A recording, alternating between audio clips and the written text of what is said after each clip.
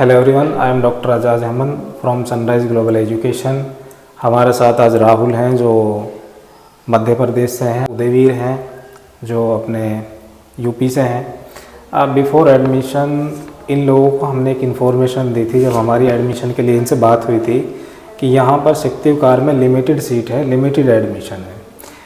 सो इन्होंने हमारे ऊपर ट्रस्ट करके सिक्तिव कार को चूज़ किया। तो सो बिफोर एडमिशन और आफ्टर एडमिशन वो इन्फॉर्मेशन कितनी राइट थी, कितनी रॉन्ग थी, ये उस चीज़ को एक्सप्लेन करेंगे।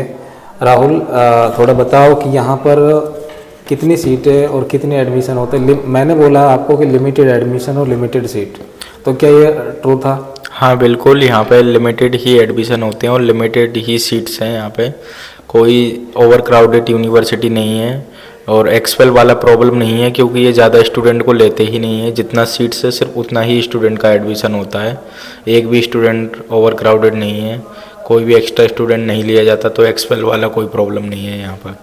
मैं आपको बता दूं कि मैक्सिमम यूनिवर्सिटीज़ में आज की डेट में हो क्या रहा है, मैं नाम तो लूँगा नहीं, ऑल इंडिया में ये बात पता है कि यहाँ पर सीट जो है 100-200 सीटें होती हैं और एडमिशन आते हैं 500-700-1000 तक भी क्रॉस कर जाते हैं। और कंसल्टेंट और एजेंटों को क्या है कि सिर्फ पैसा कमाना है, वो डायरेक्ट डॉक्यूमेंट ले लेते हैं, आप हमें डॉक्यूमेंट दो। होता क्या है कि लास्ट मोमेंट पे जाके आपको बोला जाता है कि इस यूनिवर्सिटी में आपका एडमिशन नहीं हुआ, और वो आपको कुछ ना कुछ ऐसे एक रीज़न दे देते हैं जो रीज़न वैलिड नहीं होता है, क्योंकि वहाँ यूनिवर्सिटी में सीट तो थी 200, एडमिशन 500 आ रहे तो 300 को तो कैंसिल करेंगी। अभी एक राहुल का फ्रेंड भी था, राहुल थोड़ा उसके बारे में बताना जिनका एडमिशन कैंसिल हुआ है। हाँ, मेरा फ्रेंड था जिसने ओस्मा में कराया था, पर उसका एडमिशन अभी कैंसिल हो चुका है, क्योंकि उस यूनिवर्सिटी में बहुत ज़्यादा एडमिशन्स पहले से ही थे, 700 प्लस, तो उसमें से शायद 400 प्लस एडमिशन कैंसिल हुए हैं। तो ये प्रॉब्लम रशियन फेडरेशन में आ रही है। अब हम पूछते हैं उदयवीर से कि उदयवीर, आपने सिक्तिव कार को किन रीजनों से चूज़ किया था? क्योंकि मैक्सिमम और मिनिमम यूनिवर्सिटी तो इंडिया में 30-40 प्लस चल रही है जिनमें इंडियन स्टूडेंट आ रहे हैं। और हमने पहले भी बताया है कि रशियन फेडरेशन की यूनिवर्सिटी, फेडरल हो, स्टेट हो, चाहे एकेडमिक हो, and according to Russian government ये सब इक्वल होती हैं, इनमें कुछ डिफरेंस नहीं होता है। यहाँ का क्लास का सिस्टम सेम है और आपका लेक्चर का सिस्टम सेम है, आपका वेकेशन का सिस्टम सेम है, मेडिकल फैकल्टी जो रशियन फेडरेशन में वो सेम है।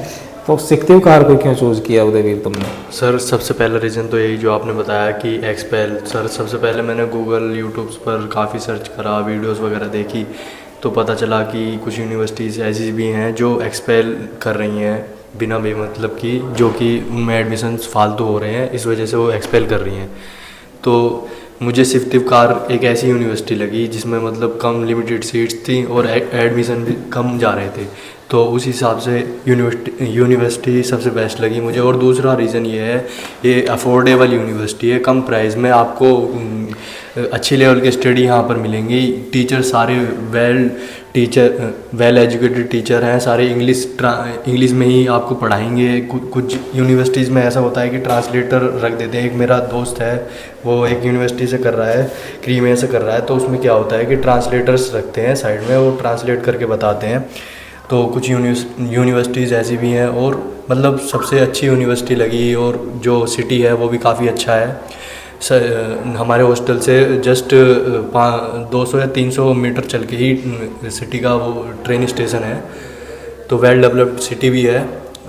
ये सब चीज़ें देख के ही मैंने इसको सिक्तिव कार स्टेट यूनिवर्सिटी को चूज़ करा।